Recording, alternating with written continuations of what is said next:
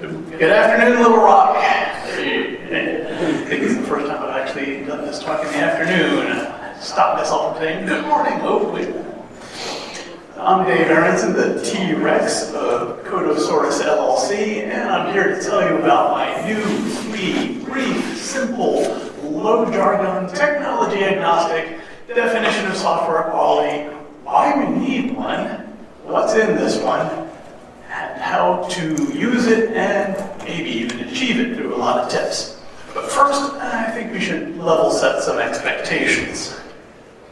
This talk is aimed mostly at intermediate developers and some occasional advanced juniors. Seniors might also find it a little helpful. Intermediates mainly are those who are appropriate for this because they've discovered how important yet fuzzy software quality can be. If you're a junior and you're already there or at least interested, hey, great.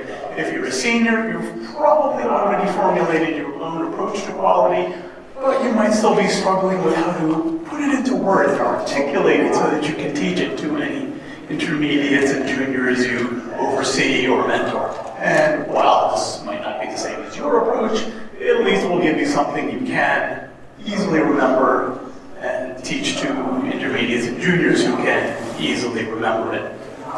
So let's start things off with a question. Do you like low-quality software? Anybody? Bueller? Oh, I think you're looking for the session on masochism. It's room 12 here, just along the corridor. What is your reason for liking low-quality software? Stuff to break, great. But if it's too easy to break, you probably don't like that either, do you? Like a good challenge, don't you? Okay. So even among the people who are giving you stuff to break, you probably like that they produce higher quality stuff, right? Okay. Yes. Well, since most people didn't say yes to that, let's try another question. Have you written any low-quality software? Yeah, probably more hands out there. Those of you who said yes, congratulations, as the saying goes. Step number one is to realize you have a problem. For the rest of you, welcome to software development. I hope you enjoy your new career. So we've got a lot of people writing low-quality software, but we don't like it. So clearly we need more cowbell, more software quality. But that leads us to one tiny little question. What is it? If we don't have a decent definition, oops, we can hardly hope to improve even our own, let alone the whole state of the art. I was looking for a good definition a few years ago, and everything I found had some pretty serious problems. Most of them were long lists of complicated terms full of developer jargon. Now that's fine for when we're talking amongst ourselves, but I wanted something other people could understand, even non-technical people, so they would have a better understanding of the challenges we face and a better vocabulary with which to give us precise feedback about exactly how our software sucks. And you know most of it does, right? Some of the definitions were proprietary, forcing us to buy expensive software tools and relatively expensive documents. Some were only applicable within the context of particular technologies or approaches, and again, often proprietary. And I felt all that was just plain wrong. I wanted something that everybody could use for free. Some definitions focused exclusively on things of interest to us developers, ignoring the needs of the users and other stakeholders. For instance, many were completely about maintainability, which pretty much nobody else either knows or cares about, at least directly. They may care about the effects that come from low maintainability, but they wouldn't know unmaintainable software if it bit them in the posterior. Some weren't even about the software at all, but the process or the byproducts, saying you have to hold these meetings or produce these documents. Now, some of these meetings and documents may be helpful, but to make them the definition is a one-size-fits-all prescription. Any of you have any one-size-fits-all clothing? Not seeing any hand, but I'm assuming some of you do, so you know how well that usually works out. Long story short, I didn't see anything I liked, so in the spirit of XKCD, I decided to make my own. To keep it simple, I zoomed out from down in the weeds from where we developers tend to live, past the 35,000 foot view up to about low Earth orbit. So I could look at continents, not just pelts. And that let me filter it down to a list of just 6 aspects with simple names and relatively simple explanations. The result is a list so short it literally fits on the back of a business card. And here's mine to prove it. You can come see me after the talk if you want one as sort of a cheat sheet. I call this list of aspects ACRUMEN. But what does that mean? Originally, it was a Latin word meaning sour fruit, like grapefruits and limes, and especially lemons. That's why you'll see lots of bright lemon yellow throughout these slides. So I'm taking those sour lemons that life hands us, often by the bushel-full, sometimes in the form of low-quality software, and making what I hope will be delicious lemonade in the form of the ACRUMEN software quality definition. Which brings us to the question, so what's that? The acronym ACRUMEN, try to say that 10 times fast, takes those 6 aspects I spoke of and puts them in priority order. So by now you're probably wondering, oh, what are those blankety-blank aspects already? They are that software should be appropriate, correct, robust, usable, maintainable, and efficient. But once again, what does that mean? First and foremost, it needs to do what the stakeholders need it to do. In other words, do the right job. And it needs to do that job correctly. In other words, do the job right. It should be easy for hard for anyone to make it malfunction, but easy for the users to use and the developers to maintain. The other way around, not so much. You generally don't want your users changing what your software does, and if we find our own software easy to use, but we're not the intended users, then who cares? And last, dead last, despite how we developers tend to worship this, it should make efficient use of resources. I'll pause a moment if you want to take pictures of this slide. It's the big takeaway. I've said that it has 6 aspects, and you see 6 up there, but ACRUMEN has 7 letters. So what's the N stand for? Anybody got a guess? Well, don't worry too much, because it stands for, let me see, everybody's not taking pictures, nothing. I just tacked it on to make a real word, even if an obsolete one. Well, the basic definition is fresh in our minds. I'm going to address a few frequently asked questions. The first is, aside from going in depth on these tips, how to achieve it, how do we actually use ACRUMEN itself, a list of aspects? Mainly, we can keep it in mind as sort of a checklist while either writing or evaluating software. We can ask, is it appropriate? Is it correct? And so forth. Or at least, how good is it in each aspect? On a scale of 1 to 10, or a simple triage, or is it good enough for our needs? And if it's ever not good enough, we can ask, what can be done to make it so? In the immediate term, we can ensure that our current projects are likely to meet these criteria, and in the longer term, we can ensure that our processes support these criteria by including various helpful activities and requirements, maybe even specifically an evaluation against the ACRUMEN aspects. We can also set targets for how good we need it to be in various aspects. That leads us straight to the third most frequently asked question. Don't worry, we'll backtrack to number 2, which is how can we quantify this and boil it down to one number that represents the quality of a piece of software? Mainly, I would advise don't do that. Instead, keep a list of 6 numbers, one for each aspect.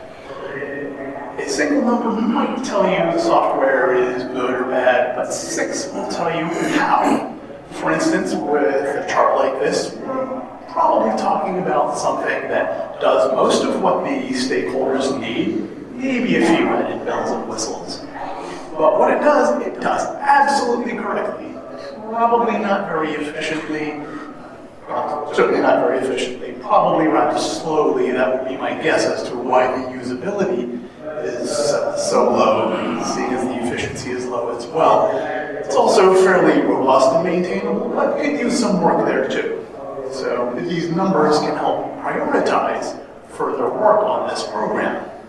The second most common question is ACRUMEN, or at least ACRUMEN, always the correct ordering? And the answer is no. This is just the typical case, or the general case. Your mileage may well vary. Consider, for instance, a company internal command line physics simulation tool using some standard law of physics that's just not ever going to change. It still needs to do the right job. It might need to be fairly efficient. Maybe we can do with a rough approximation rather than a precisely correct answer. It doesn't need to necessarily be so robust because of the limited interfaces and fewer things to go wrong, or so nor so usable because it's just for ourselves, not paid customers. And it doesn't need to be quite so maintainable because it's a law of physics. It's not going to change. So it doesn't need to be so easy to change because it's not going to happen. So a list for such a program might well look more like this as a ACRUMEN rather than ACRUMEN. The only real constant is that appropriateness will always be up at the top. And why is that? We'll see in just a moment, because now we're going to dive into each aspect in turn.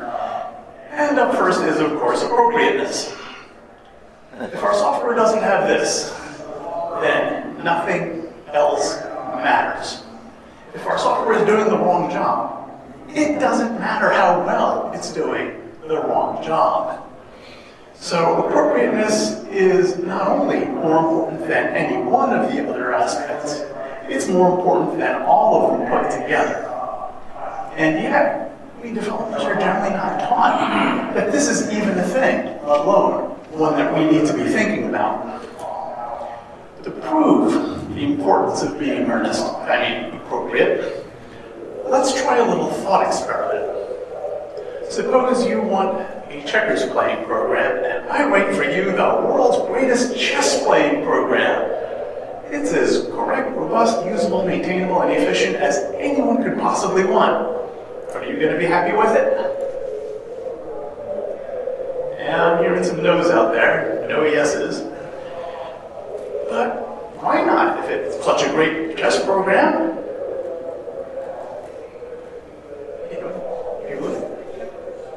right, you wanted something to play checkers, and I gave you chess. It's not what you asked for, it's not what you wanted, it's not what you need. In ACRUMEN terms, it's not appropriate. So despite it excelling in all the others, missing this one makes it practically worthless in most cases. So now that we know how important this is, how do we achieve it? In an ideal world, we would have frequent, close, direct contact with the stakeholders, ideally face-to-face, or as close to it as we can get. We can ask what they want and break it down into smaller and smaller pieces. We developers should be good at that. It's basically what programming boils down to. But we should go a step further and ask why they want things. That will help reveal what they really need, as opposed to what they initially say they want. That makes it like 3 steps removed from their actual needs. What they really need is what we really need to satisfy. Unfortunately, we don't usually get that opportunity. The second best is to bring in the experts. And in this case, that would be requirements analysts. Unfortunately, on this planet, we don't usually get that either. So we usually have to settle for occasional remote or indirect contact with at least a representative of the stakeholders, like a Scrum product owner or something like that. It's not quite as good, but having some communication with somebody is absolutely vital. Once we think we have a good grasp of their needs, we can show them mock-ups and prototypes of what we intend to do and demos of what we have done. This gives them a chance to correct our wrong ideas about their needs before we go too far down the wrong rabbit hole. Anybody been there, wasting a lot of time implementing the wrong thing? And seeing a few hands and nods out there. Ideally, we show these things frequently as a sort of continuous course correction. Having frequent feedback from the stakeholders is even more important than being able to ask them the questions we think of. But there's another thing that I'll be returning to over and over in this talk. We can propose tests, and in particular, I recommend the given, when, then format. Given these particular preconditions, usually data being in some particular state. When this happens, usually some kind of user input, or perhaps something from a sensor, or arriving over a queue from another program, whatever. Then this is the result. Usually something the user sees on the screen, or the data being in a new desired state. This makes a great link between the worlds of business and technology because they can understand it, and we can turn it into a runnable test. Our next aspect is correctness. If our software doesn't have this, then it has bugs. It could be giving results that are obviously wrong, or worse yet, subtly wrong so we don't notice so soon. It could be putting data, whether correct or not, into the wrong records or files, or deleting the wrong ones.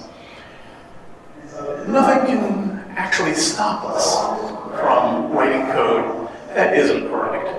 So the real question is, just like the thermos that keeps hot things hot and cold things cold, how do we know? I mentioned the answer just a moment ago. Tests prove that our code is correct or not. Assuming, of course, that our tests themselves are correct. Even then, that's not quite true, but I'll get to that in a moment, he said foreshadowingly.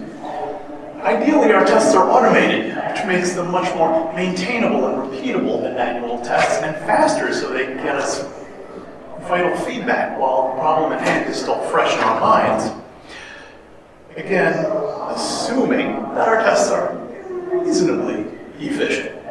We can start with the tests that the stakeholders approved for the sake of appropriateness. These are likely to be high-level tests, like system tests and individual feature tests. But that's not all we need. We should add our own low-level tests, like unit tests and integration tests and so forth. But even then, normal tests like these can only prove the correctness of the cases we thought to test. But there are some advanced techniques that can find the edges and other such boundaries that we didn't think of. For instance, property testing. Tests whether some desired property of our code, what computer scientists call an invariant, holds true for all valid inputs. A property testing tool will make lots of random data to throw in our code. And if it finds a valid input that makes our property fail, our invariant not hold, then it's found a boundary condition, edge case, that we didn't think of. Mutation testing is a real fun one. It runs our unit tests against slightly altered versions of our code. Each altered version should make at least one unit test fail. If it doesn't, then that means that our code might not be meaningful enough, that slight change to it makes a noticeable change to its behavior, or our tests might not be strict enough to notice and catch the difference that the mutation did actually make, or both. way I speak at conferences on mutation testing as well. You'll find some of my videos on YouTube. Anyway, we should have enough coverage of assorted kinds and levels to have strong confidence in the correctness of our code. Next up, we have robustness. If our software doesn't have this, then at best, it may show a lot of error messages that seem fragile and unreliable. Or it may crash a lot, actually be fragile and unreliable. Or it may get hacked, because robustness includes security. The short explanation I gave, the big takeaway slide, was that it's hard to make software malfunction. But once again, what does that mean? There are a few other things, but most of what I mean is covered by a core concept of information security, a CIA triad. It's nothing to do with spies and gangsters. It's this triangle here of confidentiality, integrity, and availability, which means that robust software should not reveal data when it's not supposed to, alter data when it's not supposed to, or become unavailable when it's not supposed to. And it should uphold these principles even when under attack by someone trying to force it to violate them. So how do we achieve all that? Once again, we could bring in the experts, which in this case would be penetration testers, or for short, pen testers. You can see why I found that image irresistible. The good news is you don't have to work for a huge company to hire them.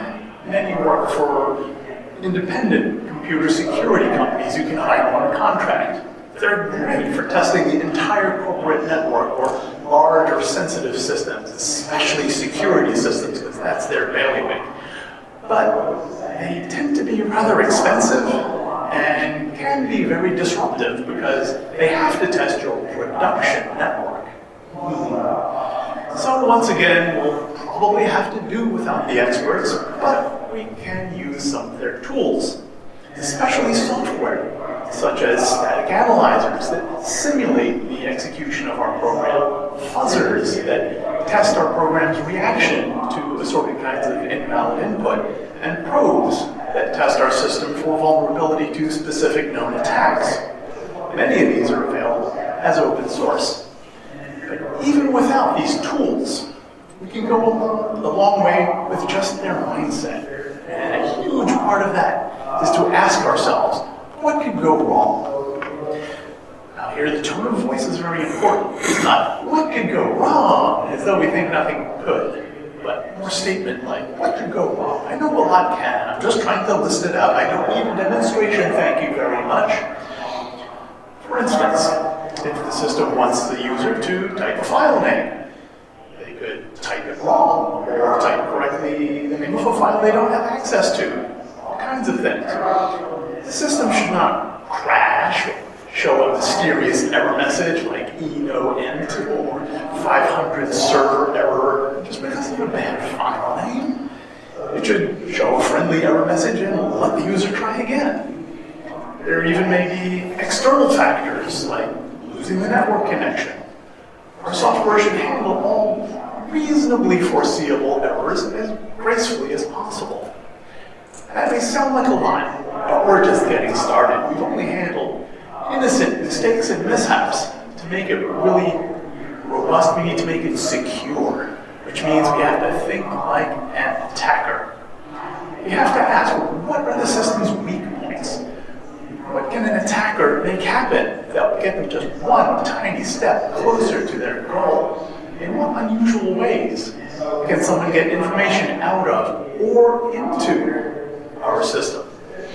Once we've brainstormed and come up with a lot of answers to such questions, then for everything we've listed, we must handle it. Yes, I know that's extremely vague, but how to handle something is going to vary enormously depending on exactly what we're handling. If the user takes a bad file name, ask for another one. But if the system detects that there's an attack in progress and data may be getting corrupted, the proper response may be to shut the whole thing down.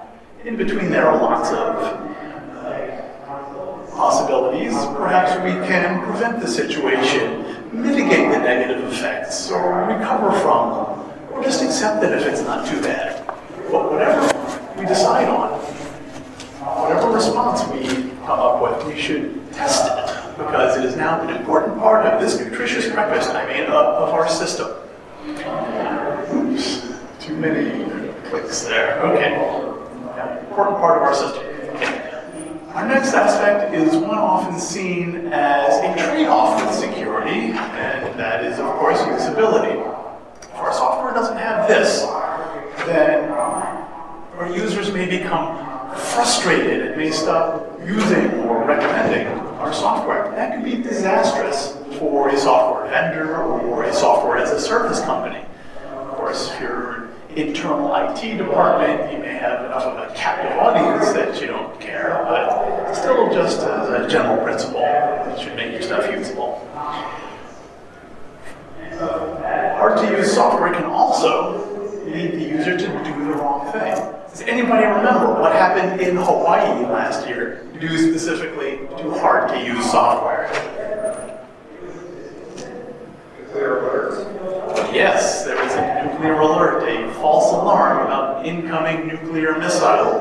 Imagine what would have happened if such a bad interface were on not just the alarm system, but the launch system. It's not good for anybody. Now, unfortunately, if we Google or Bing or whatever, software usability, we mostly find things about making sure that people with assorted challenges can use the software about as well as the rest of us. In other words, accessibility. Now, that's a good goal, but I'm adding on that it should be easy for everyone, not just equally difficult. So to start defining this in depth, it should be clear at all times what the user can do, should do, and especially must do, how they can do it, and what else the system can do, especially in health facilities. And all of this should be easy to do despite any challenges the user may be facing. We can start with the things that accessibility usually addresses, like lack of vision or color vision, my usual challenge, or hearing, or fine motor control. But there are other whole types of challenges that we need to be aware of. The user may be lacking literacy, at least in our character set. Does anybody else speak a foreign language they can't read? Okay, well, I learned basic Japanese a while ago. Okay, I saw a hand back there. I learned basic Japanese a while ago, but didn't get very far at all with the reading and writing. The user might lack certain knowledge, especially cultural knowledge, whether pop or otherwise. The user may even be of low intelligence. We may joke about stupid users, but statistically, about half of them will be below average. Also, there may be, again, environmental factors, like a noisy or shaky environment. Just imagine someone using your mobile app on a small phone, standing up on a crowded bus in downtown rush hour traffic. I don't know what it's like in Little Rock, but at least in Washington, D.C., accurate tapping is not happening.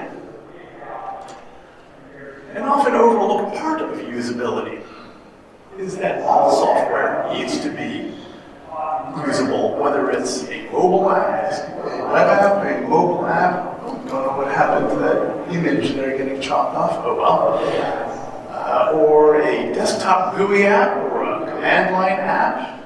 Remember those? Or an API, whether it works through function calls like a typical library or framework, or over a wire, whether it's binary or textual or whatever. There's probably several other categories that I'm glossing over. So how do we achieve all that? Once again, ideally we can bring in the experts, but remember that people called usability experts are mostly mainly about accessibility. The good news is we have a wide range of other professions that can help us, either in person or with their principles that we can also learn. We mainly want a user experience expert, or at least a user interface expert, but even a web designer, or even an old-fashioned print graphic designer has training in the principles of practical visual design and various other forms of making information readily understandable, including the whole operation of the program. However, as usual, we'll have to do without them and just apply their principles ourselves. Won't go on and on about all of the principles of usability, but for instance, here we have an illustration of the KISS principle, standing for keep it simple, stupid. Or if you don't want to be so negative, keep it super simple. Note the simple ease of use of the two prototypical apps from companies with reputations to successful companies with reputations for simple ease of use versus the cluttered, unusable mess from your company. Apologies to anybody taking offense at that who actually does work for Apple or Google or some other company that really cares about simple ease of use. Another thing we can do, if the software is something we can use ourselves, is to do so and eat our own dog food. But remember, if we find our own software easy to use, that doesn't mean our users will. We have inside knowledge that makes it much easier. But if there's anything we find difficult or unclear, it'll be even worse for our users. So dog food it, but mainly to find the pain points. Lastly, it may not be as definable and quantifiable as, say, correctness, but a user interface can still be tested. We can bring in some of our typical users, even those that don't already know the system, and have them try to do common tasks. We can watch them use it, which is what's happening in this picture, and look for signs on their faces and their screens of confusion, frustration, or if we're lucky, satisfaction and happiness. And afterward, ask them, what did you find easy or difficult, unclear or obvious? Then fix their pain points, do more of the good stuff, and lather, rinse, repeat. The next aspect is the one we think of most, that is, of course, maintainability. If our software doesn't have this, then changes take longer and are much more likely to induce bugs and developer headaches. Delays could make the company miss opportunities. Bugs damage the company's reputation. Developer headaches, well, they're bad enough in their own right for us, but for the company, they could make key personnel quit in frustration. Anybody been there as either the quitter or somebody who had to pick up the slack? Yeah, I'm seeing some nods out there and hands. Yeah, good. We probably all agree that the basic concept is that maintainable software is easy to change. Okay, great. But I'm going to add that it's easy to change with low chance of error, we don't want a dicey situation, and low fear of error, even for a novice programmer who is new to our project. So how do we achieve all that?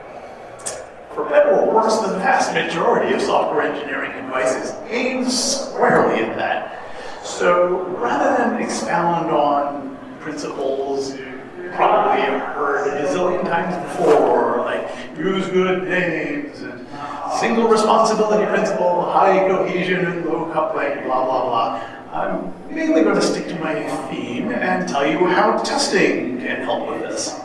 Some of you may already be in the habit of using the test as a sort of documentation of how the software should be used, especially true for APIs. But also, the tests we wrote to verify any prior work we did, like adding a feature, fixing a bug, whatever, those tests should stick around. They form a regression test suite that should catch anything we break that used to work. And just knowing that that is there will let us proceed at a quick pace with a clear and focused mind, rather than creeping along slowly, erratically, because we're terrified we're going to break something accidentally and not notice until the users start to complain. And that is why I mentioned fear at all. There are also lots of tools we can use, like linters and complexity analyzers, and just cranking up the warnings on our compilers, interpreters, or whatever your platform may use. This will give us lots of hints how we can improve our software, mostly in its maintainability, also in uncovering occasional subtle bugs. By the way, I was interviewed last week for the Maintainable Software podcast, so keep an ear out for that coming out sometime soon. For our final aspect, software should use resources efficiently. If we don't have this, then our programs may run slowly or make the users go buy more resources. They could clog the networks or make machines crash by running out of memory or disk space, and drain other assorted resources. Mainly, we're talking about technical resources, but there are others that we should be aware of, such as user patience, and user brain power, and your company's money. So, how do we achieve efficiency? Just like there are many kinds of resources, there are many kinds of inefficiency we can fix, but for the sake of this discussion, I'm going to focus on the one that's most common and obvious to developers, which is slowness.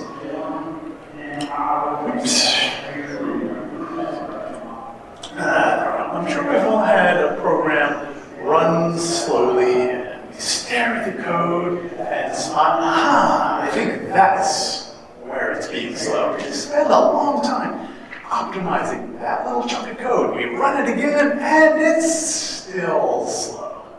Anybody been there? Nobody. Wow, I am surprised. Okay, I see at least one hand. Okay. So, don't do that. Measure it instead.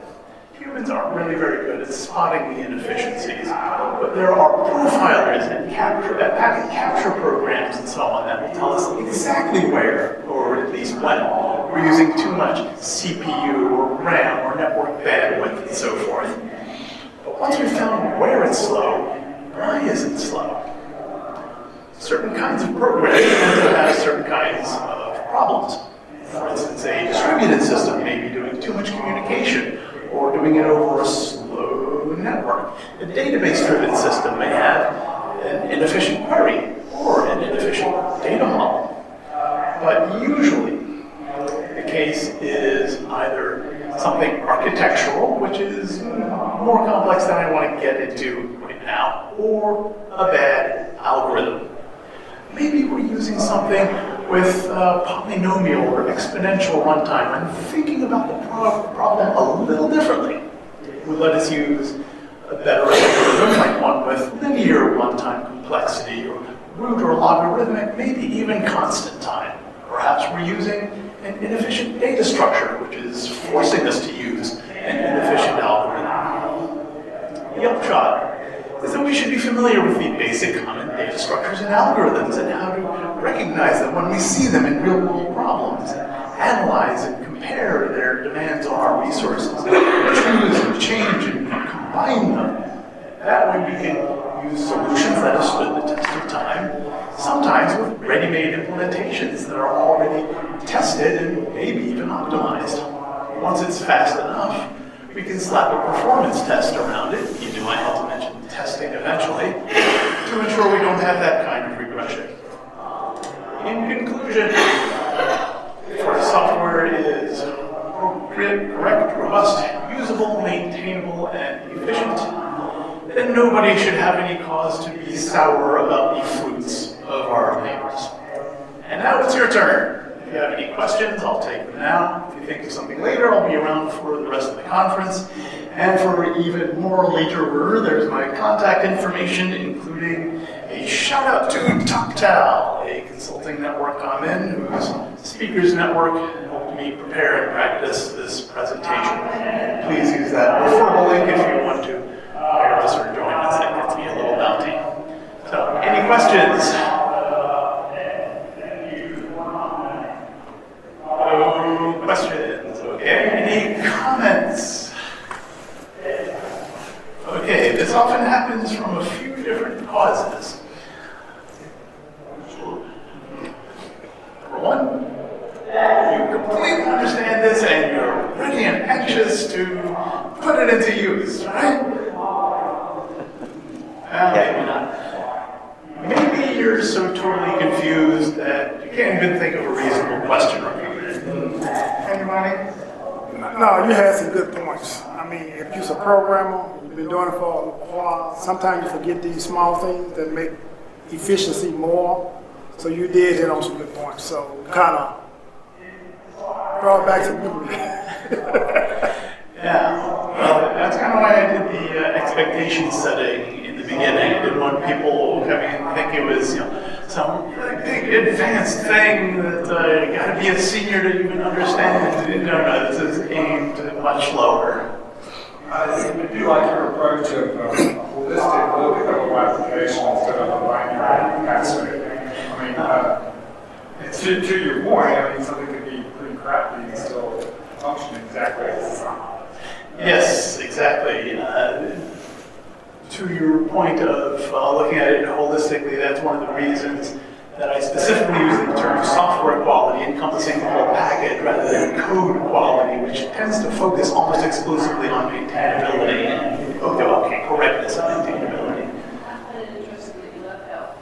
I'm still in IT. I've programmed for many, many years. I moved out to the dark side. But one of the things that I remember hearing is you get good code, fast code. Yeah, what was the third thing? Good code and fast code. Good, fast, and accurate. We only get two of them. But that's the one when I came up to IT, so it's kind of nice to see someone take a step back and say, taking speed out of that equation. Yes, that's sort of a variant of another adage. Get it working, get it pretty, get it fast. Generally in that order. Well, it depends how long you're willing to wait. Well, fast, that's it. Fast in there. Okay, it depends whether you mean fast to implement or fast to execute. Very important. Okay, now we're closer on the same page, yes. Then it's a variant of the contractor's checklist, good, fast, cheap, pick two. Anyone else? Yes. You mentioned like the metrics is a very big part in the components, but do you have like an example like how you actually quantify each of these components? Do I have examples how to quantify each of the components? No, I am sort of deliberately avoiding that. Number one, it makes my brain hurt. Number two, it seems very hard to do without getting into the particulars of a given approach. You may have noticed I did not mention things like the solid list of principles, because that is not applicable outside the context of object-oriented programming. And functional programming is getting pretty hot, and a lot of people are still doing old-fashioned imperative programming. In fact, a lot of what masquerades as object-oriented is just imperative wrapped up in classes. If you've got some ideas how to quantify this stuff consistently across different technology stacks and styles and approaches, that would be very welcome. For now, I'm trying to keep it, low earth ordered. We are coming up on 45 minutes, which was pretty much my target. I'll come to think of it a little more than that because we started a pinch late. So, unless anybody has more questions or comments, I think we're done.